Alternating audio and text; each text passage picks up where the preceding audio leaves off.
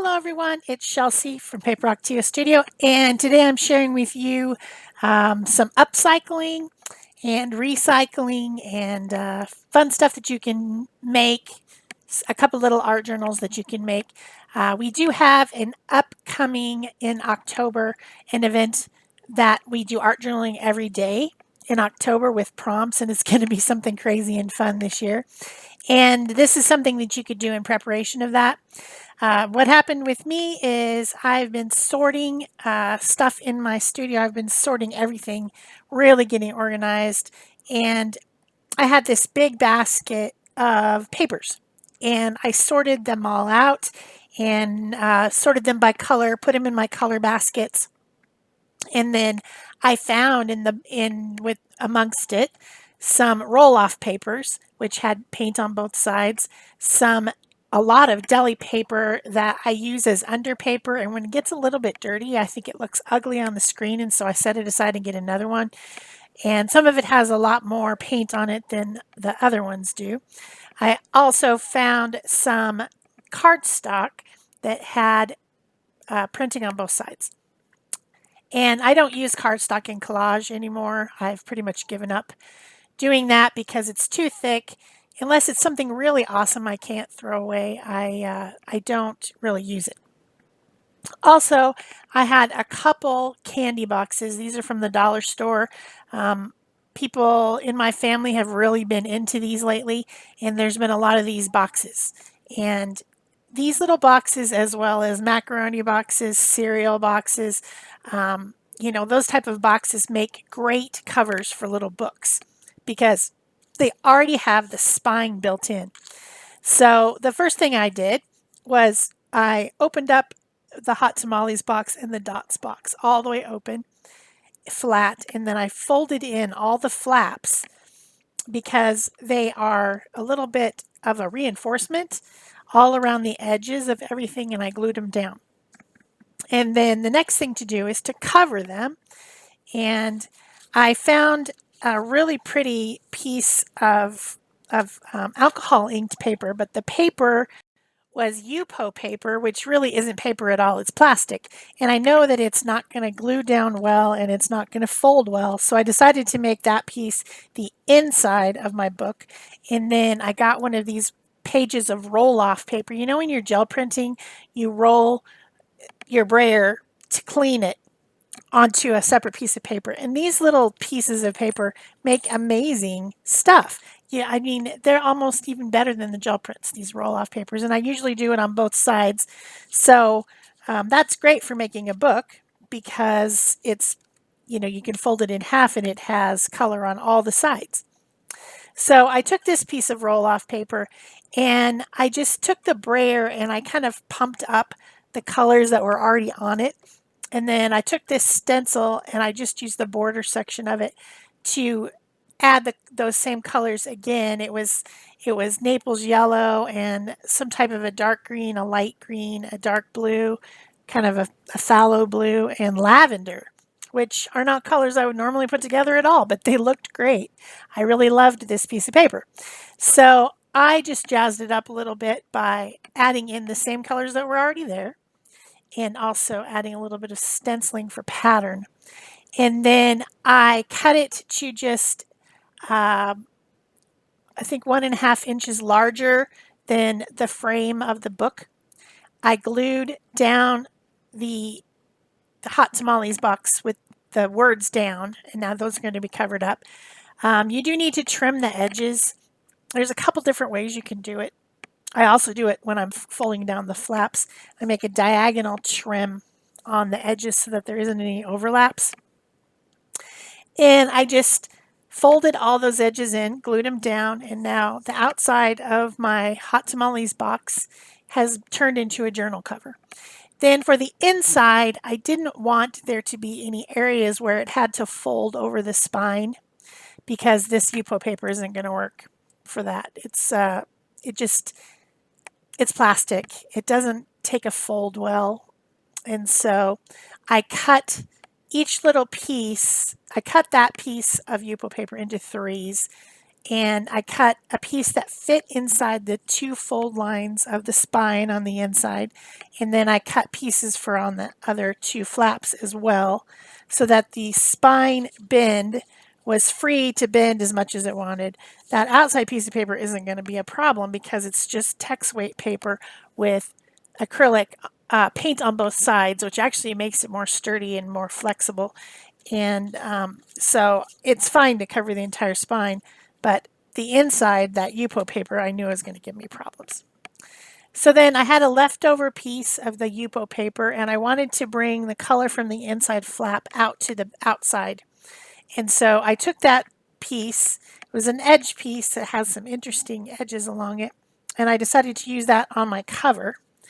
I decided to go ahead and decorate the cover first. So I glued down the Yupo paper on there, and I went looking in my new organization boxes. So I took all my little scraps of paper that I had sorted into these boxes before. You've seen these boxes before if you've been watching.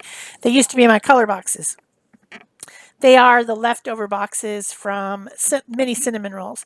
And I have a ton of them, and I had all my colors sorted. But what I did was I took some larger baskets and some smaller baskets, and I put all my little scraps of a color that used to be in these boxes in the smaller basket, and then I put the bigger pieces in the bigger basket, stacked them one on top of each other, put a tag label on the end, and put them on the shelves.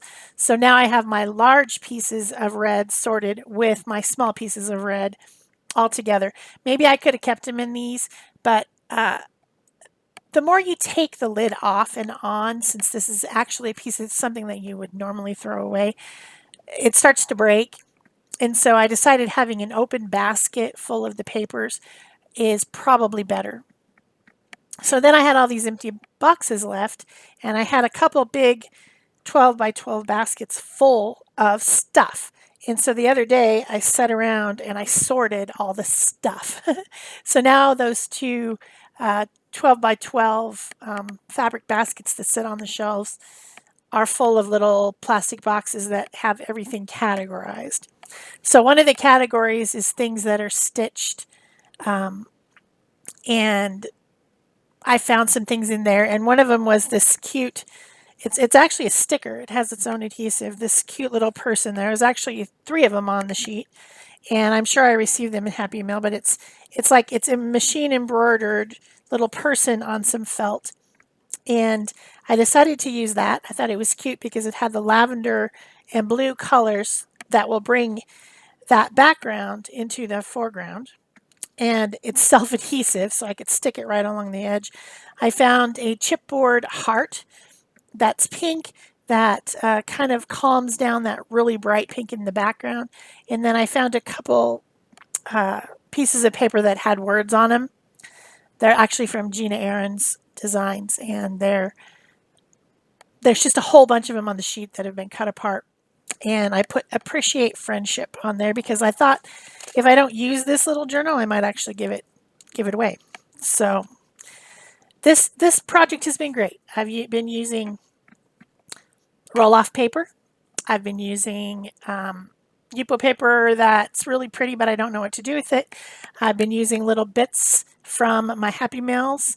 I've been using, little words, all these type of stuff, and really using up these piles of papers, right? Piles of papers that I have, and making them into a cute little book that I can either use for the challenge or I can send away for someone else to use it for the challenge. I might maybe do that. I don't really know. It'll probably go in Happy Mail because I think I'm going to probably use some other journals that I already have and try to finish them out during the October art journaling every day. So I took all these are all roll-off papers pretty much. Papers that never got finished per se for collage, and I trimmed them down. I kept the scraps, and you'll see at the very end of the video how I use the scraps. But I cut them down to the right size. I'm folding all of them, and these are going to be my signatures on the inside of the book. A signature just means a collection of pages. I'm going to put 3 signatures in with 5 pages each. So that's a total of 15 cut down pieces folded, and that will fill up the book and make it fairly full without completely making it like not stay shut, you know, because sometimes and once the pages start getting worked on, it could need to have a rubber band or something around it or a ribbon to keep it shut. But you get the idea. I didn't have quite enough of the roll-off papers, so I did grab a few of the cardstock pieces, and some of these are roll-off too. But this is, I had this at one point, this huge pile of glossy cardstock that I was never going to use, right? It's glossy on one side, it's dull on the other side, and I've had it since, you know, I've probably had it for 20 years, and I've just been trying to use it up, and I've made a few books with it because this cardstock weight is a good weight for the inside of a book, and actually the one made out of the dots box that you'll see later in the video, I used just all cardstock pages. But some of it's roll off, some of it's gel printed, some of it's got stenciling, who knows. It's just this big pile of paper with no use, just no use.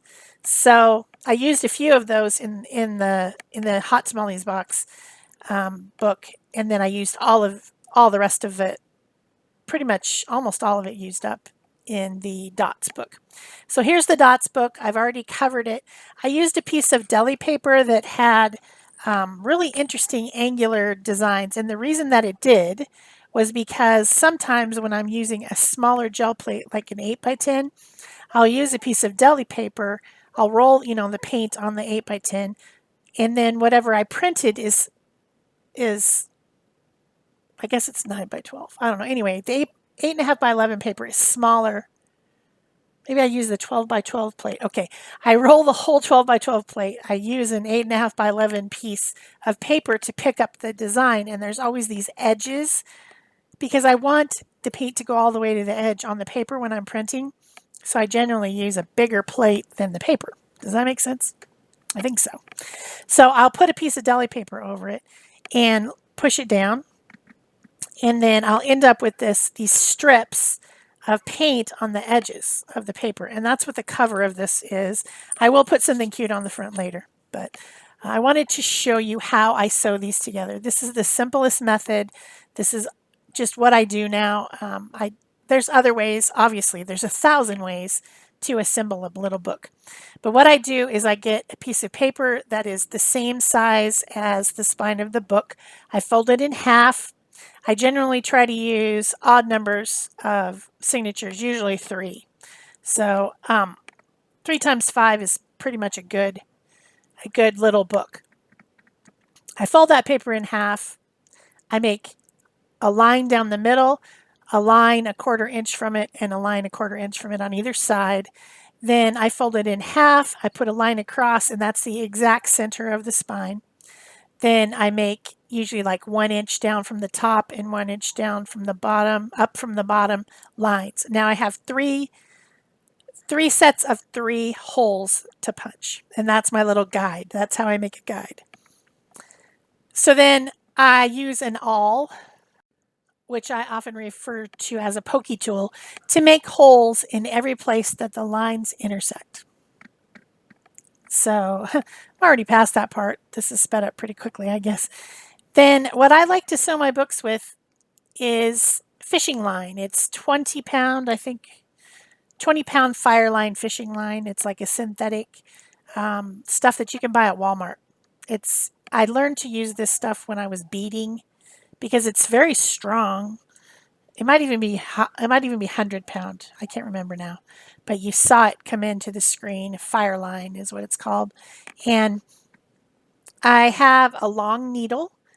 And the only thing that you need to think about, this I promise, this is so easy to sew. The only thing you need to think about is where you want your tail, where you're going to tie it off to come out. So for the first one, I start with the center, and I make my tail come out at the top of the book in the center hole. And that's where the long edge is left. And then all it is going in and then out down, up, in, and then out the center, and then you come back to the top again. That's all there is. And tie it really tight. I use a square knot, and then I do a half hitch knot, which is where you look like you're going to tie, but then you wrap the tail around again, so it's wrapped twice or even 3 times around the thing before you tie it shut. And I pull it really tight. And then for the other 2 signatures, I sewed them so that the string is in the middle of the pages, and that can just be taped down with washi tape when you're working, or what, you can just ignore it if you want. Let it stick to the whatever. I don't want them to be on the outside.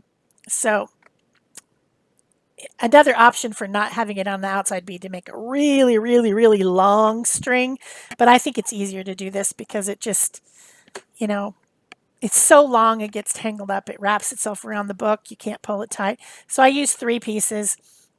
And then I start with my tail in the center. So I'm going through the signature to the outside, through the middle to the outside, back up, in, across, down, out, back up, and I tie it in the center. So I start on the center hole for that.